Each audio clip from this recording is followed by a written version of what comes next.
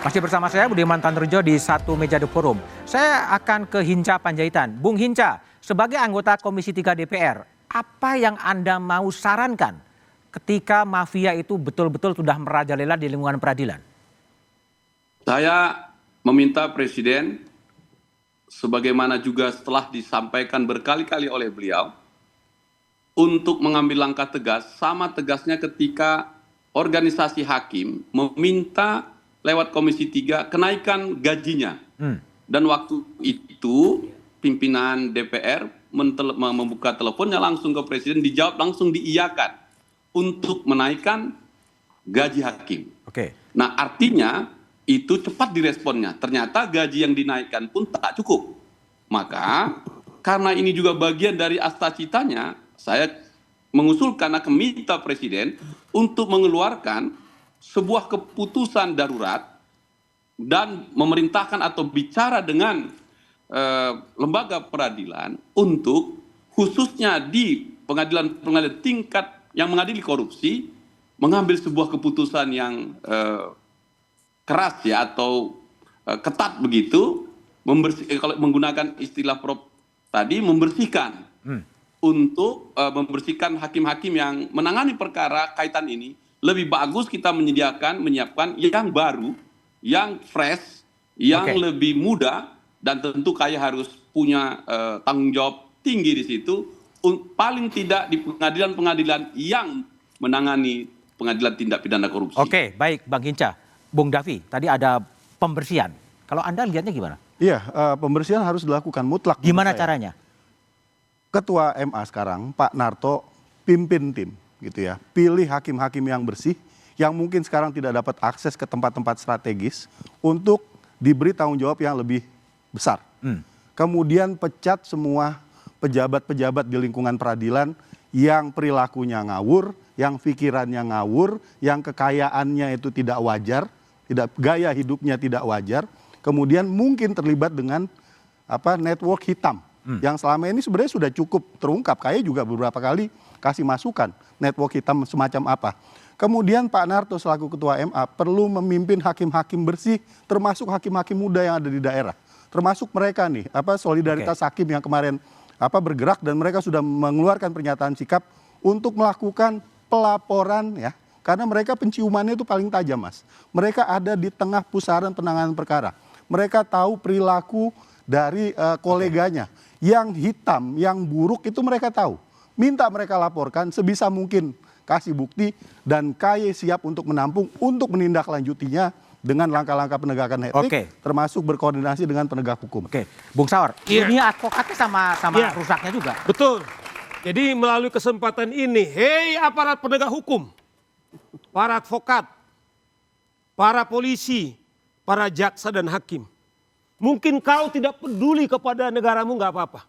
Tapi ingat, ketika kau melakukan perusakan hukum dan kamu bawa itu ke rumah, kamu bawa itu hasil kejahatan ke rumah, kau sedang memberikan racun dan kemudian mengkhianati keluargamu. Oleh karena itu, kalau kau sayang kepada keluarga, nggak usah negara.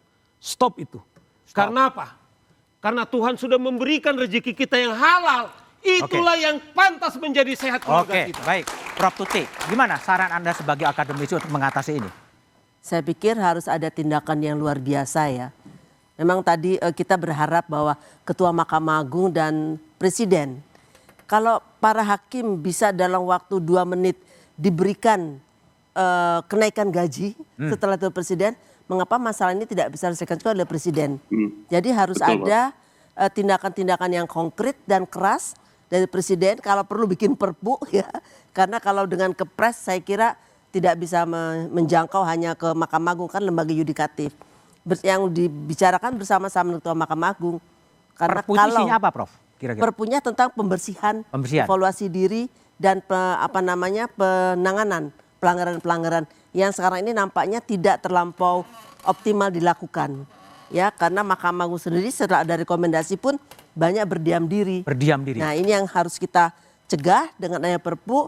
Jadi Ketua Mahkamah Agung, nih kita permintaan saya Pak Narto dan Pak Presiden, let's do something untuk memenuhi impian kita mempunyai peradilan yang adil berintegritas dan juga bersih. Oke, baik. Pak Harley, sebagai Kepala Pusat Penerangan Hukum Kejaksaan Agung, melihat ada kasus Surabaya, kasus Zara Fikar, dan kemudian kasus di PN Selatan itu, kira-kira saran apa sih yang harus diperbaiki dengan begitu manaknya para mafioso di lingkungan peradilan ini? Jadi baik, saya kira ini sangat menarik. Saya mau sampaikan agak panjang ini karena ada waktu 4 menit. Yang pertama bahwa kami mau menunjukkan ada inkonsistensi dalam proses peradilan. Itu dulu yang pertama. Kenapa? Karena kalau kita flashback ke belakang, ada kelangkaan minyak goreng. Lalu kita sidik, orang-orangnya kita bawa ke pengadilan. Lalu pertanggungjawaban terhadap uang pengganti kerugian keuangan negara tidak dapat diminta. Lalu dikatakan ke korporasi. Sekarang korporasi kita sidik, lalu onslah. Artinya kemana kami mau meminta mengawal kepentingan negara? Satu. Yang kedua, bahwa tentu ini menjadi momen bersih-bersih. Momen bersih-bersih bukan hanya ke Mahkamah Agung, tetapi ke kami. Kejaksaan, Kejaksaan, advokat, iya, semuanya. Saya tidak mau menuding orang, tapi oke. ini ke kejaksaan, ya, karena terus terang bahwa setiap hal yang kami lakukan itu menjadi cerminan bagi kami, supaya terus berubah, ya, ke arah yang lebih baik. Yang ketiga, tentu saya sangat setuju bahwa pimpinan unit itu harus menjadi contoh teladan, karena sehebat apapun sistem, sehebat apapun reformasi yang dilakukan, sehebat apapun pengawasan, mitigasi, bahkan apapun yang kita lakukan, rekrutmen dan seterusnya, tetapi ketika profil dari seorang pemimpin tidak menunjukkan keteladanan, saya kira itu akan menjadi satu dampak yang tidak baik bagi institusi. Saya kira begitu. Oke. Ada mau kasih closing statement pendek? Komisi Yudisial mau melakukan apa?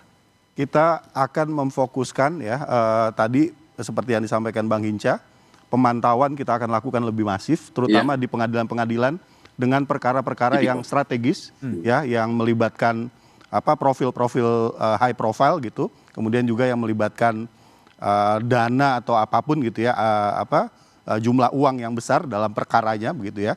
Kemudian kita juga akan fokus untuk melakukan penegakan etik secara tegas, dan kita coba kemudian lebih ketat lagi mengkaitkan antara kewenangan KAI yang satu dengan yang lain, terutama untuk seleksi hakim agung.